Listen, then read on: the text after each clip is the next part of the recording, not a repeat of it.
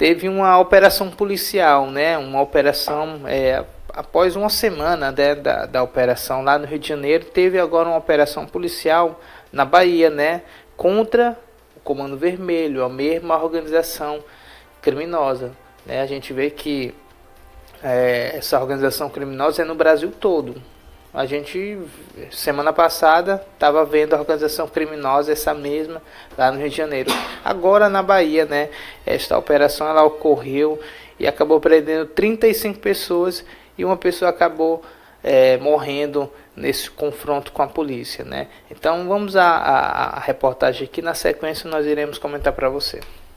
Uma operação conjunta das polícias federais da Bahia e do Ceará prendeu 35 pessoas suspeitas de envolvimento com o Comando Vermelho nesta terça-feira, 4 de novembro. A ação, batizada de Freedom, foi realizada em Salvador, Ilhéus e Aratuípe, na Bahia, e na cidade de Eusébio, no Ceará. Segundo a Secretaria da Segurança Pública, um homem foi morto após reagir à abordagem policial. Ele não tinha mandado de prisão, mas era conhecido por organizar ataques a grupos rivais. A morte gerou protestos no bairro Uruguai, em Salvador, onde os moradores fizeram barricadas e interromperam o trânsito. A Operação Freedom é resultado de investigações iniciadas em 2022, que ligam os suspeitos a pelo menos 30 homicídios na capital baiana. Entre os presos está um casal apontado como liderança do grupo na região, ele responsável pelo tráfico e ela pelas finanças da facção. Mais de 400 policiais participaram da ação, que também bloqueou 51 contas bancárias com cerca de R$ 1 milhão. A operação ocorre uma semana depois da chacina do Rio de Janeiro, que deixou 121 mortos, entre eles 12 baianos. De São Paulo, da Rádio Brasil de Fato, locução Gabriela Reis. Você está ouvindo o Jornal Águia Web. Então tá aí, pessoal, mais uma operação aí. Eu acredito que a tendência seja aumentar, né, o número de operações realizadas no Brasil, mas tem que ser aquela operação de fato, porque não pode ser uma operação midiática.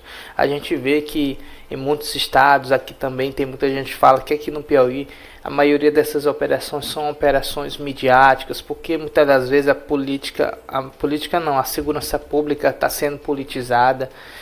Pessoal, eu não vou entrar no mérito, mas é um pouco estranho, né? Até um dia desse o responsável pelo DRAPO, né, o delegado Charles, estava aí a todo vapor, mas ele já se desligou, né, já não é mais responsável pelo DRACO, mas tem muita gente, né, tá dizendo que próximo ano ele vai entrar aí como pré-candidato, como candidato a deputado estadual, e pelo andar da carruagem de fato é. Então, se essas operações que estão acontecendo forem somente mídia para lançar um candidato, é uma bola fora. Mas é como eu sempre falo para vocês aqui, as pessoas que são presas nessas operações sempre são as mesmas pessoas. Se vierem aqui em Barras e fazer uma operação dessa, que uma operação dessa não é barata, é muito caro mesmo. Uma operação dessa é muito dinheiro público, né, usado em uma operação, porque precisa de helicóptero, precisa de carro, precisa dos agentes, precisa se deslocar da capital para cá, as forças de segurança de sua cidade para ajudar, aqui no caso as vizinhas, Perantina, enfim. Então é dinheiro público, e se for somente para a atenção da mídia, é dinheiro público jogado fora. Porque a gente está cansado. Sempre tem uma operação, é a mesma pessoa presa. Na última, se eu não me engano, foi 12 pessoas. Eu nem sei se tem alguma presa ainda. Acho que estão tudo solto aí. É uma confusão muito grande. Teve uns que foi no mesmo dia mesmo. Soltou, chegou lá. O delegado só olhou assim, não, te embora mesmo. Mas tá lá. Tá lá no GP1. Tá lá no 180 graus, tá lá no portal Barras e Foco, lá 12 foram presos, mas foram soltos no mesmo dia.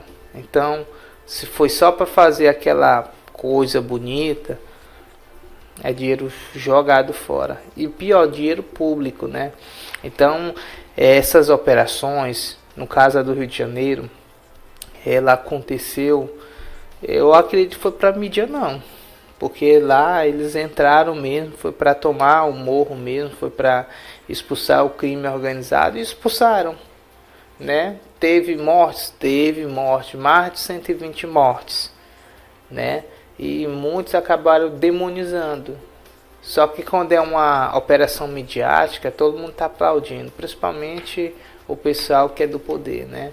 Então é um pouco estranha com relação a essas operações que acontecem no Brasil, algumas midiáticas, e a que não foi midiática está sendo criticada até hoje, né?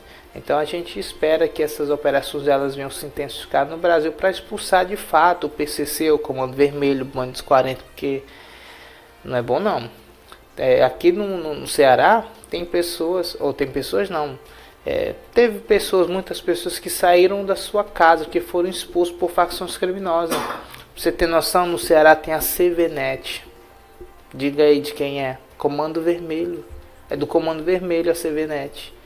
Entendeu? Então, os provedores de internet lá do Ceará, teve muitos que tiveram os seus cabos de fibra cortados. Eles cortaram, tiraram, né? Só poderia atuar só se fosse a CVNet. Eles tomaram algumas áreas aqui no nosso vizinho aqui no Ceará, né? Porque só se for a CVNet que pode fornecer internet para a população. Então, as forças de segurança, o Marcos André está falando aqui bem que no Brejo, aqui no Maranhão, teve lá, né, uma ação criminosa que cortaram os cabos, queimaram o carro do provedor de internet.